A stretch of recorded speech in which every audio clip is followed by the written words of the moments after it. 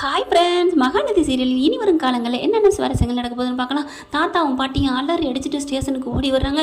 என்னப்பா ஆச்சு அப்படின்னு சொல்லிட்டு, தாத்தா இந்த மாதிரி அப்படின்னு சொல்லிட்டு எல்லாத்தையும் காவேரி முன்னாடியே சொல்லிடுறாங்க. வாசலில் வச்சு, என்னம்மா என்ன வந்திருக்கீங்களா, என்ன அந்த வீட்டில் என்னம்மா ஆட்டம் காமிச்சிங்க, இந்த வீட்டில் ஒரு நிமிஷம் கூட இருக்கக்கூடாதுன்னு இப்போ என்ன நடந்துச்சு பார்த்தீங்களா அப்படிங்களே சிப்படி அப்படின்னு சொல்லிட்டு பாட்டியும் உள்ளார வராங்க. தாத்தா வராங்க, கட்டி பிடிச்சிட்டு அழுகுறாங்க. நீ கவலைப்படாதப்பா, நான் இருக்கேன், நீ எப்போ பயப்படுற அப்படிங்கிறாங்க. தாத்தா இப்படி பண்ணுவான்னு நினைக்கவே இல்லை தாத்தா, நீ என்னப்பா பண்ணுவ, நீ நல்லதான் நினச்ச. ஏதோ உன் சித்தப்ப இருக்கானே பாம்புக்கு பாலை வாத்துருக்கான், பாம்புக்கு பாலை வாக்கையில தூக்கி போட்டு மிதிச்சுக்கிட்டே நீங்கள் பார்த்தீங்கன்னா அந்த பாம்பு எத்தனை நாளைக்கு அடங்கி கிடக்கும், அதான் பதிலுக்கு போட்டுருச்சு அப்படிங்கிறாங்க. சார் இப்போ பார்த்தீங்களா, நாங்கள் அவனை வீட்டை விட்டு போச்சோன்னா காத்தான் திருப்பி கொத்திட்டோம்னு சொல்கிறான் அப்படிங்கல. சும்மா இருக்க மாட்டியா அப்படின்னு போலீஸ்கார் வந்து தட்டம் போடுறாங்க. அடுத்து பார்த்தீங்கன்னா தாத்தா போய் கேட்குறாங்க, என்ன சார் பிரச்சனை என்ன அப்படின்னு கேட்குறாங்க. அவங்க என்ன சார் உங்களுக்கு தெரியாதா, எல்லாம் தான் சொல்லியிருப்பாங்களே அப்படிங்கிறாங்க. அப்புறமா பார்க்குறாங்க, தாத்தாவை பார்த்துட்டு, சார் நீங்கள் வந்து அப்படிங்கல. ஆமாங்க இவரோட தாத்தா தான் அப்படிங்கிறாங்க. சார் உங்களை பற்றி நான் ஆர்டிக்கல்லாம் படிச்சிருக்கேன், நீங்கள் நிறையா வந்துக்கு ஆதரவற்ற இல்லத்துக்குலாம் நீங்கள் எது கொடுக்குறீங்க தானே. நான் பேர் தாங்க என் பேர், அப்புறம் எல்லாமே விஜய் தாங்க கொடுக்குறான். அப்படியா, நீங்கள் இவ்வளோ நல்ல மனுஷனாச்சே. ஆமாம் அதைத்தான் நான் சொல்கிறேனே சார், உங்களோட பணத்தில் சார் என் பிள்ளையெல்லாம் படிச்சிருக்குங்க சார், எங்கள் அக்கம் பக்கம்லாம் நிறைய பேர் படிச்சிருக்காங்க. அதை விட எத்தனை பேர் அப்பா அம்மாவை ஆதரவாக விட்டுட்டு போயிருக்காங்க, அவங்களாம் உங்களோட உங்கள் ஆதரவில் தான் சார் இருக்காங்க. ஐயோ உட்காருங்க சார்ங்கிறாங்க. அதுக்கப்புறம் விஜய் பார்க்குறாரு, இப்படியும் ஒரு மாதிரி ஆகுது, நம்ம தர்மம் பண்ணது எவ்வளோ காப்பாற்றுது பாரு அப்படின்னு நினச்சிட்டு, அதுக்கப்புறம் தாத்தா என்ன பண்ணுறாங்க, சார் இதுக்கும் எதுக்கும் என் பேரனுக்கும் எந்த சம்மந்தமே இல்லை சார் அப்படிங்கிறாங்க. ஆனால் இவர் இப்படி அடித்து சொல்கிறாரு, ஏங்க போகிற வரவங்க இப்படி அடித்து சொன்னாங்களா நம்ப முடியுமாங்க, அதுக்கு ஏதாவது ஆதாரம் இருக்கா அப்படிங்கிறாங்க. யார் மேலாம் பழி போடலாம், ஆதாரம் வேணுமே அப்படிங்கிறாங்க. ஆமாம் வாய்மொழி தான் சொல்கிறாரு, ஆதாரம் எதுவுமே காமிக்கல. அப்படி சொல்கிறவர் ஏன் 2 வருஷத்துக்கு முன்னாடி வந்து சொல்ல வேண்டியதானே, இப்போ வந்து சொல்கிறாருன்னா அதுக்கு என்னங்க காரணம் அப்படிங்கிறாங்க விஜயோட தாத்தா. அதுக்கு ஆமாம் நீங்கள் சொல்கிறது சரிதான், எல்லாமே இந்த பொண்ணு இதோ அங்கே நிற்கிறாங்களே அவங்க சொல்லி கொடுத்தா பண்ணுறாங்க அப்படிங்கிறாங்க. அதுக்கப்புறம் பார்க்குறாரு, இங்கே பாருங்க இன்னும் உங்களுக்கு ஒரு ஆதாரம் வேணுமா, ஏன்ட்ட இருக்குது அப்படின்னு சொல்லிட்டு தன்னோட மொபைல் எடுத்து காமிக்கிறாரு.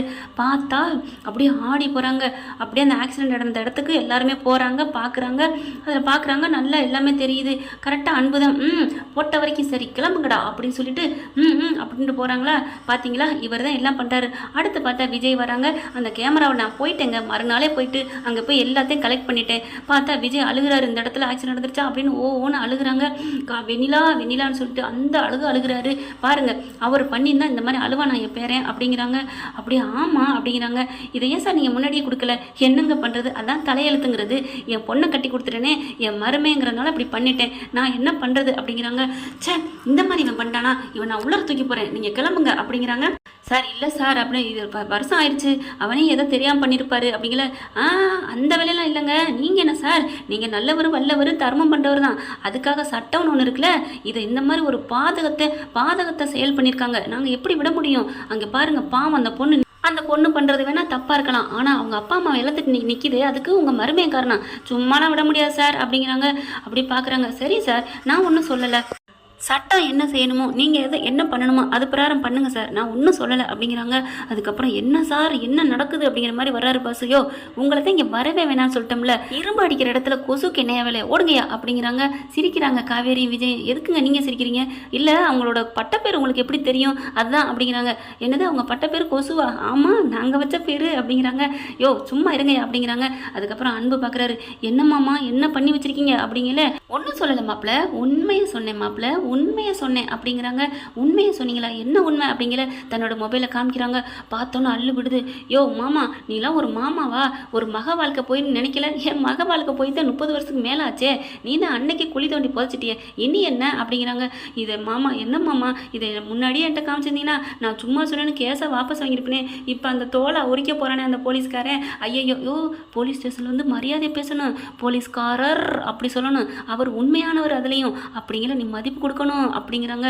மாமா இப்படி பண்ணீங்க, இதை டெலீட் பண்ணிருங்க மாமா, நானும் கொடுத்த வாபஸ் வாங்கிறேன் கேஸை அப்படின்னு அன்பு சொல்லி அழுதங்காட்டிலையும் போலீஸ்காரவே சுமாரு அப்படின்னு வர்றாங்க. ஏண்டா நீ இவ்வளோ பெரிய கேஸ் மாதிரியா, பாவம் ஒன்றுமே தெரியாத அந்த அப்பராணி மேலே பழி போட்டிருக்க ஒன்று அப்படின்னு ஒரு அறை கொடுக்குறாரு. குருமி கூத்தாடுது ஐயோ அப்படின்ட்டு. இங்கே பசுவும் கொசுவும் அப்படியே திரும்புகிறாங்க. என்னம்மா இந்த மாதிரி நம்ம விட்டு அம்பு நம்ம பக்கமே திரும்ப போல இருக்கே, இந்த கிழமை ஏதோ கொண்டு வந்துட்டான் இந்த கிழட்டு பயலை அப்படின்னு சொல்லல ஓங்கி போய் ஒரு அறை கொடுக்குறாங்க. காவேரி என்ன நினச்சிட்டு இருக்க, நீ நீ இதை பேசுவேன்னு தெரியும்டி, அதுக்கு தான் நீங்கள் வந்து என் பக்கத்தில் அப்படிங்கிறாங்க. என் தெய்வம்டி, என் தாத்தாடி, அவரை போய் நீ கிழட்டு பையன் சொல்லுவியோ? கிழவனை கிழட்டு பையன் சொல்லாமல் எப்படி சொல்கிறதா அப்படின்னு முணுமுணுக்க மறுபடியும் ஒரு அறை கொடுக்குறாங்க. இப்போ ஏண்டி அடிச்ச? நான் ஒன்றுமே சொல்லலையே. நீ முணுமுணுத்தில்ல, அது என் காதில் கேட்டுச்சு. நீ இதெல்லாம் ஓவர் காவேரி அப்படிங்கிறாங்க. அதுக்கப்புறம் பார்த்தீங்கன்னா அந்த அன்புக்கிட்ட வந்துடுறாங்க போலீஸ்காரங்க. உள்ளர போயா அப்படின்னு சொல்லிட்டு எதை திறக்கிறாங்க கதவை திறந்து, சார் ப்ளீஸ் சார், நான் அவங்க பேச்சை கேட்டு சொல்லிட்டேன் சார், நான் எந்த தப்பும் பண்ணல சார். அதை ஆதாரத்தை கொண்டாந்து கொடுத்துட்டாங்க உங்கள் வீட்டுக்காரங்களே சேதாரம் இல்லாமல். அப்புறம் நான் உன்னை என்னையா பண்ணுறது? நீ கமுக்கமாக வந்தீங்கன்னா உன்னை உள்ளர கொண்டே போட்டுருவேன், இல்லையா அடித்து தோல் உரிச்சு தொங்க போட்டுருவேன். எது முக்கியம்? நீங்கள் என்னை அடிச்சிடாதீங்க ப்ளீஸ் அப்படின்னு சொல்கிறாரு அன்பு. உள்ளர கொண்டே போட்டுறாங்க. யோ இப்போ சம்மந்தி, யோ பசு, என்னையா நீ பாட்டுக்கு நிற்கிற, என்னை வந்து காப்பாற்றுங்க அப்படின்னு அன்பு கத்துறாரு. விஜய் வராரு. இப்போ கூட நான் நினச்சா உன்னால் உன்னை காப்பாற்ற முடியும், ஆனால் நீ கொஞ்சம் கூட கருணை காட்டல. என் பொண்டாட்டி எவ்வளோ கெஞ்சினா, எப்பப்பா என்கிட்ட கெஞ்சினாலோ கெஞ்சலையோ, நான் இல்லைன்னு எவ்வளோ சொன்னோம், நீ கேட்டியா அப்படிங்கிறாங்க. இல்லைப்பா, நீ ஒரு வாட்டியாக உன் பொண்டாட்டி என்கிட்ட வந்து சித்தப்பா அப்படின்னு கெஞ்சி தான் நான் விட்டுருப்பேன். நீ இருந்த மோகத்துக்கும் போதைக்கும் நீ விட்டுருப்ப அப்படின்னு சொல்லி ஒரு அறை குட்டுக்கிறாரு பாருங்க அன்புக்கு. பயங்கரமாக அப்படி குருமி கூத்தாடுது. அட பாவிகளா, எல்லாம் தேர்ந்து வச்சு செய்கிறீங்களே, சம்மந்தி ராகினி அப்படின்னு கூப்பிட்றாங்க. ஒன்றும் பண்ண முடியாது, இப்போ இதில் மாட்டிக்கிறேன், நான் வெளியிலேருந்து உங்களை எடுக்கிறேன் அப்படின்னு ஜாடையிலே சொல்ல, அட பாவிகளா, உங்களை நம்பி நான் நடுத்தரில் நிற்கிறேனே அப்படிங்கல. இல்லை சித்தப்பு, ஜெயிலுக்குள்ளே இருக்கீங்க அப்படிங்கிறாங்க. அப்புறம் வெளியில் வராங்க. சாரி சார் அப்படின்னு எல்லாருக்கும் சாரி சொல்கிறாங்க. இன்ஸ்பெக்டர், பரவாயில்ல சார், உங்கள் கடமை எத்தனை செஞ்சீங்க அப்படிங்கிறாங்க. வெளியில் வராங்க. வெளியில் வரையில் காவேரி ஒரு நிமிஷம் நில்லுங்க அப்படிங்கிறாங்க. என்ன? எனக்கு ஒரே ஒரு ஆசை, ஒரே ஒரு குறை இருக்குது, அதை நான் அன்புக்கிட்ட கேட்டு வந்துட்டுமா அப்படிங்கிறாங்க. போ காவேரி, உனக்கு இல்லாததான் என் செல்லம் என்ன ஆசைப்பட்டாலும் சரி, இந்த போலீஸ் ஸ்டேஷன் வேணுமா உனக்கு, உன் பேரில் எழுதி தரவா அப்படிங்கிற சார் அப்படிங்கிறார் இன்ஸ்பெக்டர். இல்லை சார், நினச்சா அதை கூட வாங்கி கொடுப்பேன் என் பொண்டாட்டியோட காதலுக்காக. சார் பரவாயில்ல சார், நீங்கள் போங்கம்மா, நீங்கள் அவரை உன் ஆசையை நிறைவேற்றுமா, போமா அப்படிங்கிறாரு. காவேரி ஓடுறாங்க.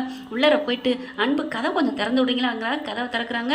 அப்படியே அன்பு, என்னம்மா நீ ஏம்மா என்கிட்ட வர்ற அப்படிங்கிறாங்க. காவேரி நீ எதுவும் பண்ணிடாத, உன் காலில் வேணாலும் விழுகிறேன், என்னை விட்டுரு, என்னை தயவு செஞ்சு கொஞ்சம் வெளியில் எடுமா அப்படிங்கிறாங்க.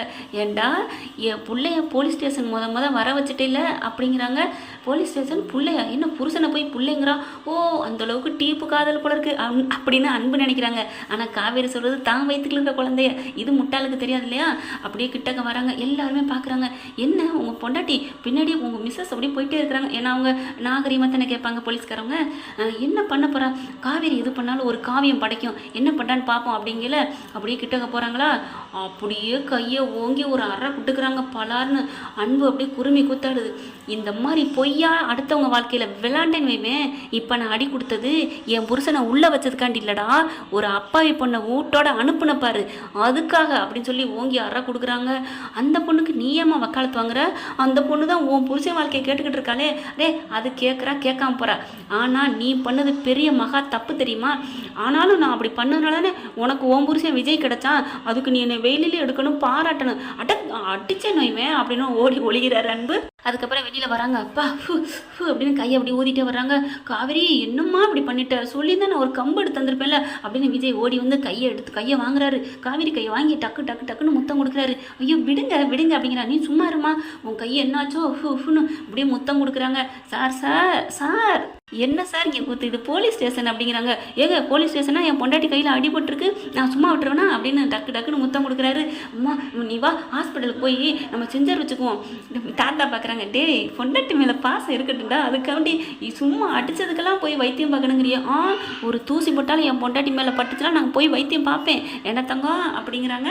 ஓகே ஃப்ரெண்ட்ஸ், பார்க்கலாம், இப்படி தான் போகலாம். இந்த பதிவு உங்களுக்கு பிடிச்சிருந்துச்சுன்னா உங்கள் பொண்ணான கையில் லைக்கை போட்டு சப்ஸ்கிரைப் பண்ணிடுங்க. Thank you friends.